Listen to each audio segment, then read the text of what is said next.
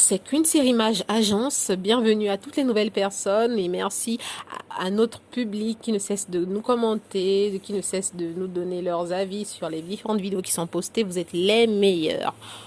Aujourd'hui, nous allons parler du thème « Je ne m'épanouis pas dans mon travail ». Je ne m'épanouis pas dans mon travail. C'est compliqué. Hein. Quand tu es dans un travail, tu es embauché dans une entreprise, tu fais un truc, ou tu es dans une association, mais que tu ne t'épanouis pas. Qu'est-ce qu'on va faire? Le travail est une activité dans laquelle on fournit un service bien précis et au final, à la fin du mois, on reçoit une rémunération à la hauteur du service que l'on a fourni. Ce travail a plusieurs formes et la valeur accordée dépend du bonheur rencontré que l'on est donc pendant l'exercice de cet emploi. Ainsi, est-ce que le travail que tu fournis est celui que tu as rêvé quand tu étais enfant? Pour la majorité d'entre nous, ce n'est pas le cas. Oui. Des fois, quand on était petit, on rêvait d'être astronaute, on rêvait d'être médecin, on avait des grands rêves. Et puis, avec les circonstances de la vie, des fois même on a eu à faire des études, mais qui cadre avec notre rêve d'enfance. Mais au final, avec les circonstances de la vie, les crises, l'argent, le manque d'argent, les décès, plein de circonstances nous ont éloignés de notre rêve. Alors, on se retrouve à travailler dans des entreprises pour des personnes que l'on n'aurait jamais imaginées. Alors oui, nous conviendrons que cela ne nous apportera pas la satisfaction recherchée. Bah oui, si tu fais un travail que tu ne voulais pas, ou bien tu fais un travail mais le responsable qui est au-dessus de toi ne t'aime pas, bah c'est clair que tu n'auras pas une satisfaction. Tu ne vas pas trouver le bonheur dans ce travail. On rencontre plein de personnes, on rencontre plein de différentes sortes de responsables, plein de différentes sortes d'employeurs. On a des employeurs qui sont paresseux, ce sont eux qui nous donnent... Ils sont paresseux et ils nous donnent plein de travail, plus que l'on ne peut supporter. Et au final, à la fin du mois, on n'a même pas le salaire adéquat. On a des responsables maniaques. Ce qu'on fait n'est jamais parfait, n'est jamais bien. Pour eux, il faut toujours recommencer. Et ça nous plombe le moral, ça nous plombe la fatigue. On a aussi les exploiteurs, les boss, les employeurs qui sont des exploiteurs, des escrocs.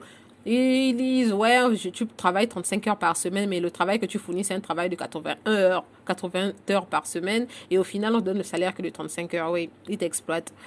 Ou bien soit tu es dans des conditions compliquées, ou soit ils profitent de ta gentillesse, ils profitent de ta compétence et ils ne te payent pas. Oui, il y a de tout. Il y a de tout au travail.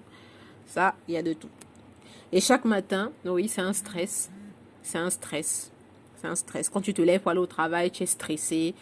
Tes collègues te stressent. Ton patron te stresse. Ta famille te stresse. Toi-même, tu es stressé. Les transports te stressent. Et au final, tu es abattu, malheureux. Tu n'as pas le sourire, quoi. Tu as des sueurs froides, rien qu'à penser au fait que tu verras leur tête. Ouais, t'es déjà saoulé, quoi. Ouais. Il y a des emplois, franchement, ça donne pas envie de planter des choux. Ouais. Eh ben oui. Et après, à ce niveau, même si au début de l'emploi, de l'embauche, j'étais une personne bien motivée, joviale, passionnée. Et au fil du temps, entre les circonstances, entre le patron qui te fatigue, des fois il ne travaille même pas comme il devrait travailler, et toi, tu deviens, à la base, tu étais quelqu'un d'extrêmement maniaque, tu étais quelqu'un d'extrêmement consciencieux, mais avec l'activité de l'entreprise, les collègues, tout ça, tu te retrouves à faire un travail d'à peu près, ouais. Et au final, bah, tu n'es pas épanoui. Et que faire quand c'est comme ça? Que faire? Parce qu'à maintes reprises, oui, je suis sûre qu'à maintes reprises, tu as voulu changer les circonstances. Tu as voulu amener une qualité de travail à tes collègues qui n'avaient pas. Tu as voulu changer. Combien de fois tu as fait asseoir ton directeur, ton patron pour lui dire « Ah, monsieur, ce que vous faites là, c'est pas mieux qu'on change de stratégie, qu'on fasse comme ça, comme ça, comme ça. » Et combien de fois on t'a recalé? Combien de fois on a dit « Hey, tu n'es qu'un employé, tais-toi. Fais ce qu'on te dit de faire et ne cherche pas à faire plus. » Voilà. Oui, concrètement, c'est ce qu'on te dit quand tu dis un truc qui est censé pour améliorer le travail, pour amener l'entreprise à un autre niveau, et quand te recale tout le temps, on te dit tais-toi, fais que ton travail, il y a rien, on travaille mieux, on travaille bien. Avant que tu n'arrives, on travaillait et après que tu partiras, on travaillera toujours. Donc, ne nous fatigue pas. On te traite de casse-pied. Alors que toi, tu ne veux juste que l'entreprise évolue, c'est tout. Alors, à ce niveau-là, quand tu arrives à un niveau où tu es en pleine dépression professionnelle, il faut que tu franchisses un cap dans ta vie, c'est-à-dire quitter, sortir de cette entreprise. Oui, parce que là, concrètement, après avoir fait le bilan, tu vois bien que tu ne t'épanouis plus, tu es malheureux, tu es triste, tu es stressé, rien qu'à l'idée de venir au travail, tu es déjà énervé. Ça veut dire que ce n'est plus le temps. Et en effet, ta santé prend un coup. Ta vie de famille prend un coup. Parce que des fois, il y a des gens qui ne vivent que pour leur travail. Ils oublient leur famille, ils oublient leurs enfants, ils oublient tout ce qui est autour. Ils se consacrent au travail. Alors que, n'oublions pas que le travail, c'est pas le travail qui va prendre soin de nous quand on sera malade. Hein. De toute façon, si tu es malade, tu seras obligé soit on te vire, soit on te licencie, soit bah, tu vas venir travailler avec ta maladie et puis tu crèves sur le lieu de travail. Mais sache que quand tu vas crever pour le travail, on ne va pas faire quelque chose pour ta famille. Au contraire, non, on va te remplacer vite fait, bien fait et on ne s'occupera pas de ton sort. Mais donc, ceux qui fournissent des sacrifices, qui vendent leur âme, leur énergie, leur force pour le travail qui va même pas les aider à la fin de leur vie, franchement, ça sert à rien. Donc, quand tu vois que tu ne t'épanouis plus dans ton travail, tu arrêtes. Tu arrêtes, tu sors, tu vas faire une autre chose ou tu démissionnes de l'entreprise.